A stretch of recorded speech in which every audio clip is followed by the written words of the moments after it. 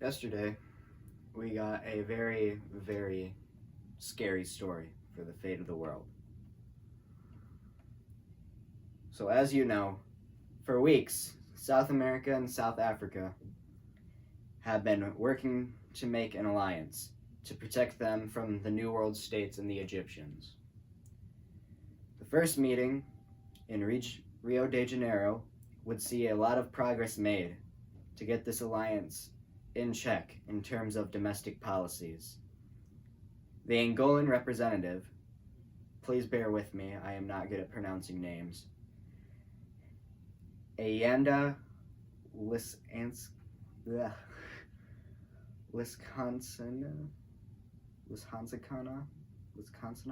I think that's how you pronounce it. Anyway, had done a lot of work in negotiating up to this point. And being the former foreign relations chief of Angola, the meeting in Buenos Aires, which was specifically about foreign policy, would be a field day for him. All these meetings and talks of alliance caught the attention of the Cuban government, who, not wanting this to succeed, sent 4 spies to the meeting in Buenos Aires. They would make it in with fake identification, saying that they were from Barbados, one of the new 8 member states that was supposed to join the alliance. So, they skipped out on any security check. If they had gone through security, they would have found the 4 Smith & Wesson 5.86 revolvers chambered in .357, 2 mini Uzi submachine guns chambered in 9mm, over 3,000 rounds of ammunition for those 6 guns, and $40,000 in USD, as they were scheduled to both buy a hotel and a rifle from while in Buenos Aires.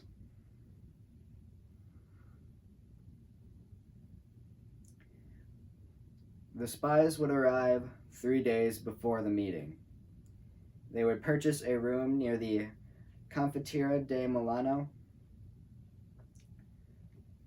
where the shot would be taken from.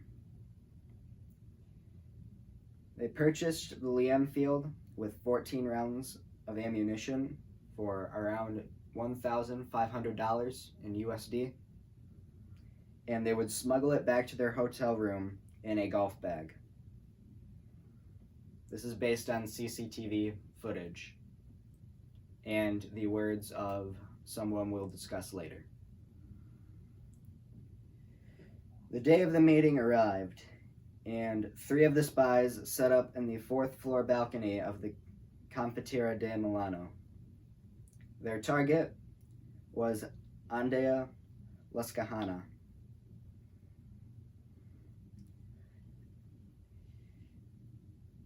In his open-top limo.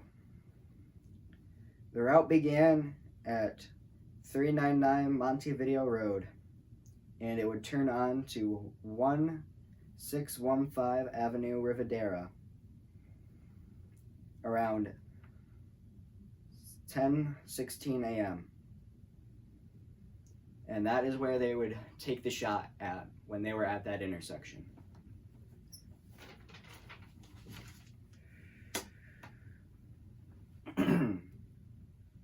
The vehicle, the limousine, would take off at 10 a.m. The assassins loaded 8 rounds of ammunition into the Liam field rifle. The vehicle began its route to the Capitol building, where the foreign policy meeting would be held. 14 minutes went by, and the would-be assassins set up the rifle and prep an escape route for after the shooting. At 10:17, the limo stopped at the intersection. 2 shots went out. One hit the back of the car, and the other hit Lascajana in his shoulder. The limo would then rush to the nearest hospital. where one of the assassins, the other one that hadn't been with them, was eating a sandwich in a cafe. He then spotted the car at the hospital, went outside, walked up to the car, drew his revolver, and delivered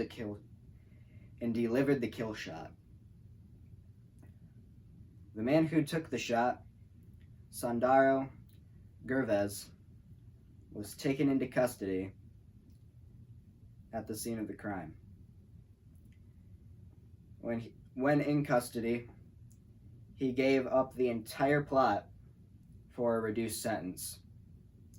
Gervais revealed the name of the man who took the shot, Ademir Rodolfo, an ex-military sharpshooter, one who would later be executed by the Cuban government. The other two, Paco Radal and Roberto Ilevo, both former Cuban infantry. These three men, after taking the shot, would make their way down the stairs from the 4th floor to the main floor, threatening to shoot whoever tried to stop them. They would get out of the building and carjack a blue Toyota Camry. They proceeded to drive west until they reached the highway. They then followed the highway south for around 6 miles or so. They then got off the highway, ditched the car, and were picked up by an MH-6 helicopter.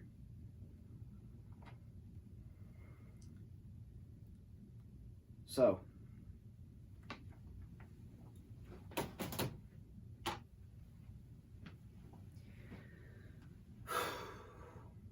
to say that this will cause issues in the future is a big underestimation.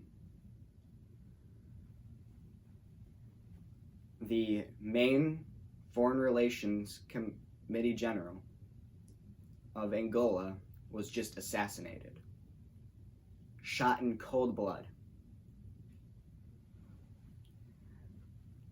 I believe because of this, due to some disagreements in the meeting in Rio, that there are going to be a few member states that decide not to join. From here, part of the 8 new member states, Niger and Nigeria, I believe they might form their own pact. We'll see if that works out for them or not. As scary as this story is to be coming out only 6 hours after this meeting happened, is very shocking, to say the least.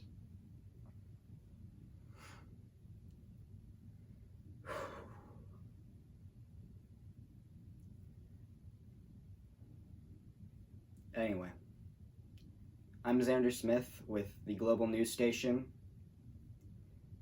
signing off.